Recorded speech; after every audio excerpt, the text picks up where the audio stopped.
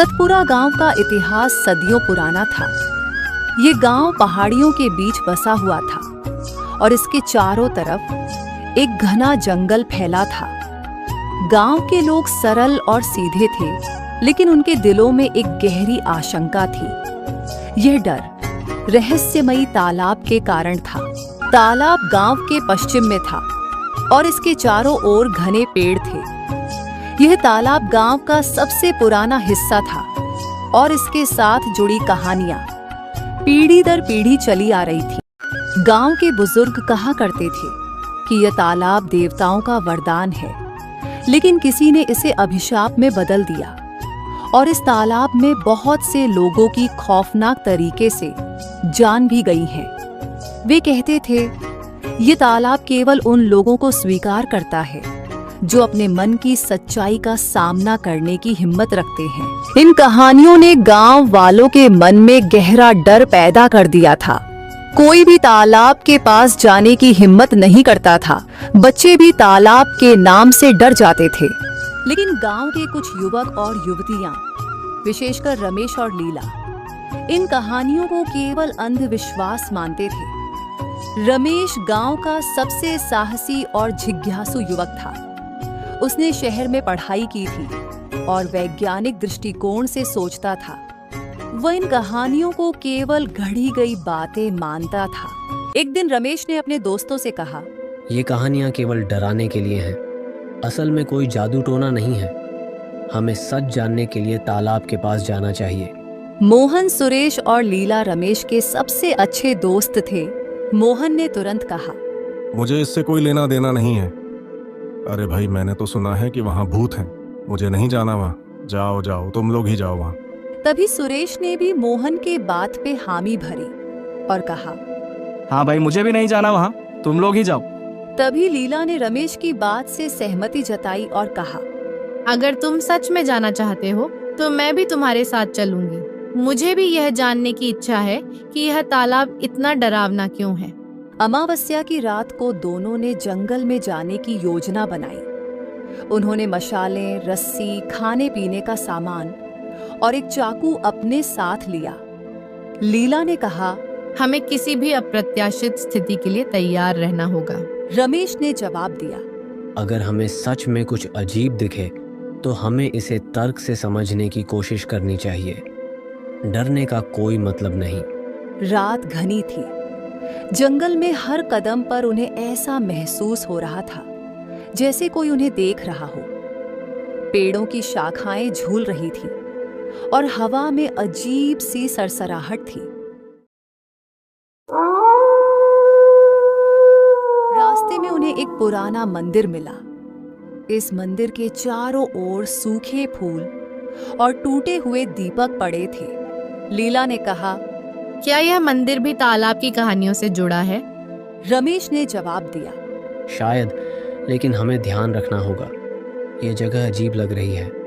जब वे तालाब के पास पहुंचे तो उन्होंने देखा कि यह बेहद शांत था। तालाब का पानी हल्के नीले रंग में चमक रहा था। उसके चारों ओर अजीब सी रोशनी थी और फिर उन्होंने अपनी सारी चीजें उधर रख दी। तभी रमेश फिसल के गिर गया और तभी थोड़ी ही देर में एक तेज रोशनी ने उन्हें घेर लिया। जब उन्होंने अपनी आंखें खोली तो वे एक नई दुनिया में थे। ये दुनिया किसी सपने जैसी थी। चारों ओर बड़े बड़े पेड़, अजीब चमकते हुए फूल और चारों तरफ हरियाली थी। यहाँ की हवा में एक अजीब सी मिठास थी। तभी उनके सामने एक महिला प्रकट हुई।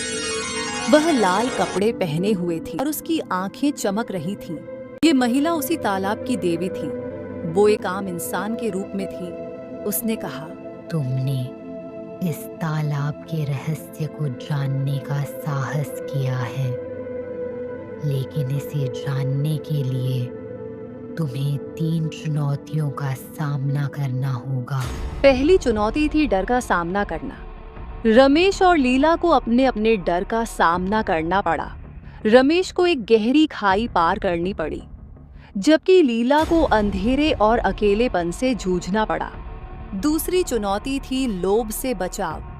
दोनों को सोने चांदी के खजाने के सामने खड़ा किया गया। उन्हें अपनी इच्छाओं पर काबू पाना था। तीसरी चुनौती थी सच्चाई का सामना। यह सबसे कठिन चुनौती थी। एक दूसरे की जान की दुश्मन बनने से खुद को रोकना। चुनौतियां पार करने के बाद महिला ने कहा, यह तालाब केवल उन लोगों को स्वीकार करता है जो पवित्र मन का हो। यह तुम्हारी आत्मा का दर्पण है। जब रमेश और लीला ने 3 चुनौतियां पार की और वे महिला से अपनी सच्चाई का सामना करने के बाद वापस लौटने के लिए तैयार थे, तो एक और अजीब घटना घटी। महिला ने उन्हें कहा, तुम दोनों अब जा सकते हो, लेकिन याद रखना, इस दुनिया का एक और रहस्य है जिसे तुमने अभी तक नहीं जाना। रमेश और लीला यह सुनकर चौंक गए और फिर वह महिला बोली, तुम दोनों जो वापस जा रहे हो वह जगह नहीं होगा जो तुमने सोचा है। यह समय और स्थान के नियमों से परे है। महिला हंसते हुए बोली, तुम अब भी उसी तालाब के पास हो, लेकिन अब तुम्हें वो तालाब किसी और ही रूप में दिखाई देगी।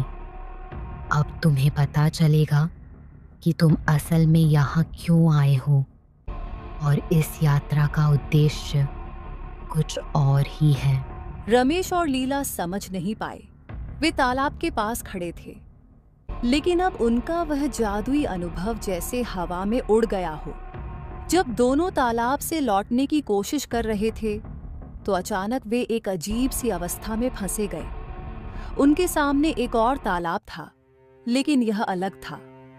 इसका पानी हल्की सी लाल थी और आसपास की हवा में एक विचित्र सी कोहरा था। लीला ने कहा, ये कौन सा तालाब है? ये तो पहले वाला नहीं है। रमेश ने यह महसूस किया कि यह वही तालाब नहीं है और कुछ बहुत बड़ा गड़बड़ हुआ है। वह अजीब सा महसूस कर रहा था, जैसे कि समय उलट गया हो। अब यह तालाब वही तालाब नहीं था जहां वह पहले गए थे। ये एक अलग ही जगह थी जो उनके पिछले अनुभवों से पूरी तरह से अलग था। उन्होंने देखा कि तालाब के किनारे एक और महिला खड़ी थी, लेकिन वह पहले वाली महिला से बहुत अलग थी।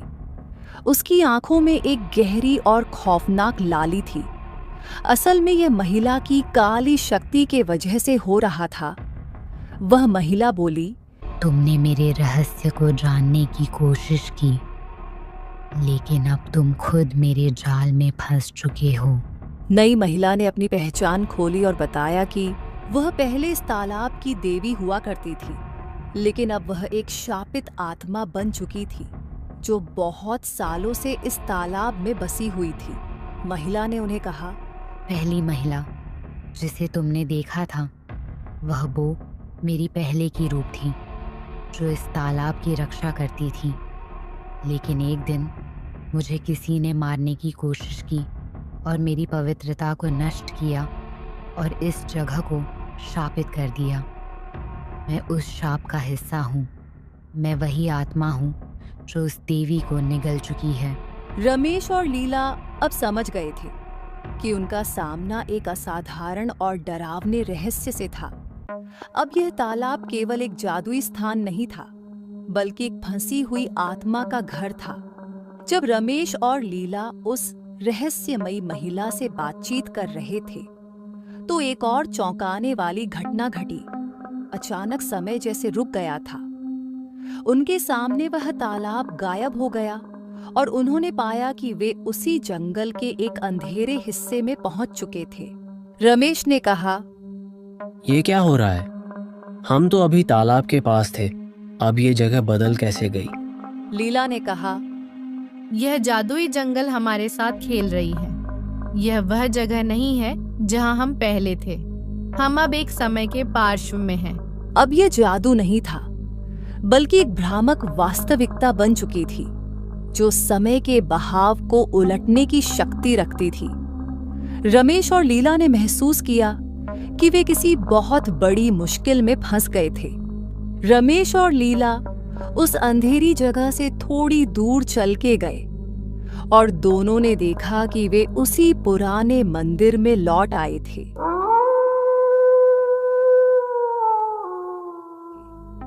ये मंदिर अब पहले जैसा नहीं था। अब ये जगह एकदम डरावना लग रहा था। लीला ने रमेश से पूछा, ये क्या है? यह मंदिर इतना अलग कैसे दिख रहा है? रमेश ने कहा, यह वह मंदिर नहीं है जिसे हम जानते थे। ये शायद उसी मंदिर का एक शापित रूप है जो तालाब के वजह से हुआ है। तभी एक बुजुर्ग व्यक्ति ने उन्हें देखा और कहा, तुम लोग यहाँ खुद नहीं आए हो, बल्कि तुम लोगों को अपनी किस्मत यहाँ खींच लाई है। और यह जो जगह है, यह हमेशा से ऐसा नहीं था। यह जगह एक शाप के कारण ऐसा हुआ है। यह तालाब केवल एक स्थान नहीं है, बल्कि किसी आत्मा की बदले का प्रकोप बन गया है। ये वही पुराने मंदिर की पुजारी था। बुजुर्ग ने कहा, तुम्हें तालाब का असली रहस्य जानने के लिए अपने अतीत को समझना होगा। तुम लोग जिस गांव से आए हो, उसी गांव में तुम्हारी पहले भी जन्म हुआ था। यह अब तुम्हारी पुनर्जन्म है। और यह वही तालाब है जिसमें कोई आत्मा तुम दोनों को यहाँ पर खींच लाई है। रमेश और लीला ने उस बुजुर्ग व्यक्ति से और अधिक जानकारी प्राप्त करने की कोशिश की और उस बुजुर्ग व्यक्ति ने उन्हें बताया था कि इस गांव का और तालाब का गहरा संबंध है। बुजुर्ग ने धीमी आवाज में कहा, इस गांव में और तालाब में एक भूतिया संबंध है जो तुम्हारे अतीत से जुड़ा हुआ है। तुम दोनों की आत्माएं पहले भी इस जगह से जुड़ी थीं। रमेश और लीला के चेहरे पर एक चौंकाने वाली खामोशी छा गई। उन्होंने एक दूसरे को देखा और पूछा, हमसे क्या मतलब है आपका? बुजुर्ग ने धीमी आवाज में कहा, तुम दोनों पिछले जन्म में तालाब में कभी कभी जाया करते थे, लेकिन कुछ समय बाद तुम लोग अचानक बहुत बदल गए थे। तुम लोग हर समय उस तालाब के पास ही जाया करते थे। लीला ने उस बुजुर्ग व्यक्ति से सवाल किया, लेकिन हम कैसे इस समय के साथ जुड़ी हुई हैं? हमें तो इस बारे में कुछ भी याद नहीं है। बुजुर्ग ने सिर झुकाते हुए कहा, तुम दोनों ने धन और ताकत को खोजने के लिए इस तालाब का रुख किया था, लेकिन उस तालाब में तुम दोनों के साथ क्या हुआ मुझे नहीं पता। अब तुम्हें ही अपना अतीत का राज जानना होगा और तभी तुम इस शापित जगह से बाहर निकल पाओगे। रमेश और लीला के मन में सवालों की एक लहर दौड़ गई थी।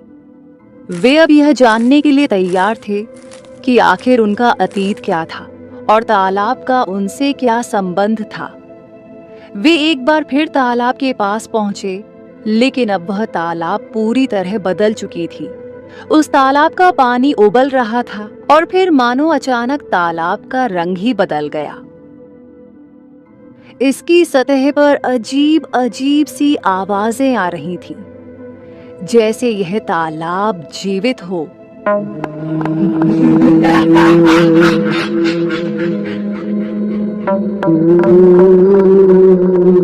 लीला ने कहा, यह तालाब अब और भी डरावना लग रहा है। क्या रमेश, तुमने कभी सोचा था कि हमें यह सब जानने के लिए इस रास्ते पर आना पड़ेगा? रमेश ने कहा, मैंने कभी सोचा नहीं था कि हम खुद को इस जगह से जुड़ा हुआ पाएंगे। तभी अचानक तालाब के पानी में हलचल हुई। पानी की सतह पर कुछ अजीब सी आकृतियां उभरने लगी और उनका रूप उन दोनों से मेल खा रहा था। जैसे ही वे आकृतियों को देख रहे थे, तालाब की गहरी आवाज गूंजी, तुम लोगों को क्या लगा तुम लोग ऐसे ही चले जाओगे? तुम वापस नहीं लौट सकते जब तक तुम अपने अतीत की गलतियों को सबके सामने स्वीकार नहीं करते। तभी तालाब की सतह से एक धुंधली छवि उभरने लगी और रमेश और लीला को महसूस हुआ कि वह छवि उनके पूर्व जन्म की थी। वे खुद को पूर्व जन्म के रूप में देख रहे थे, जो कि गांव के एक जोड़ीदार पति पत्नी के रूप में थे, जब तालाब और यह जगह एक पवित्र स्थान हुआ करती थी और उस तालाब की देवी की लोग पूजा किया करते थे। वह छवि उन्हें दिखा रही थी कि वे दोनों इस गांव के ही लोग थे जो इस तालाब के अभिशाप के जिम्मेदार थे। और एक समय था जब वे इस गांव के लोग थे और तालाब को एक शक्ति के रूप में पूजा जाता था। लेकिन एक दिन ये दोनों ने धन और ताकत के लोभ में देवी के ऊपर आक्रमण कर दिया और पानी में धन के लालसा में चले गए और रहस्यमय तरीके से उनकी मृत्यु हो गई।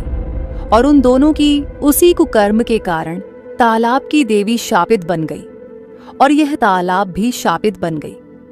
उन्होंने इस स्थान को नष्ट किया और तालाब पर एक शाप थोप दिया। परिणाम स्वरूप उनका रहस्यमय तरीके से मृत्यु हो गई। लेकिन उन दोनों की इस अपराध के बारे में किसी को पता नहीं चल पाया और इसलिए उनकी आत्माओं ने इस अपराध का सजा पाने के लिए पुनर्जन्म लिया। तभी तालाब की आवाज गूंजी, तुम्हें अपने पूर्व जीवन के किए गए पापों का प्रायश्चित करना होगा। अब रमेश और लीला ने महसूस किया कि उनके पास एक कठिन परिस्थिति थी। उन्हें केवल अपने अतीत का सामना ही नहीं करना था, बल्कि उन्हें अपने किए गए पापों का प्रायश्चित भी करना था। यह शाप इतना शक्तिशाली था कि केवल अपनी आत्मा को शुद्ध करने से ही वे उस आत्मा के इस जाल से बाहर निकल सकते थे। लीला ने कहा, अगर हमें अपने अतीत में किए गए पाप की माफी चाहिए तो क्या हम इस समय कुछ सही काम कर सकते हैं? रमेश ने कहा, हमें यह समझना होगा कि हम सिर्फ इस समय के नहीं हैं, बल्कि हमारे पूर्व जन्म की भी जिम्मेदारी है।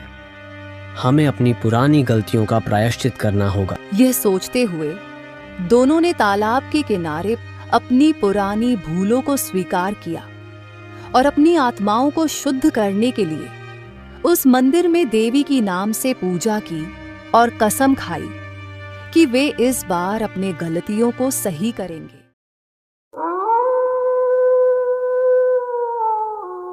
रमेश और लीला ने अपने अतीत की सच्चाई को पूरी तरह से स्वीकार किया और उस देवी से कहा कि यह सच्चाई गांव के लोगों को भी बताएंगे। और ये कहते ही उनके भीतर एक गहरी शांति की अनुभूति हुई। तालाब की सतह पर एक अजीब सी चमक दिखाई दी और धीरे धीरे ये पहले जैसा हो गया और तालाब के देवी का भी शाप मिट गया। साथ ही गांव के लोग जो पहले खाली और डर से भरे हुए थे, अब एक नई ऊर्जा से भर गए। उनके चेहरों पर एक खुशी की लहर थी। रमेश और लीला ने महसूस किया कि उन्होंने न केवल अपनी आत्माओं को मुक्त किया था, बल्कि गांव और तालाब के शाप को भी समाप्त कर दिया था।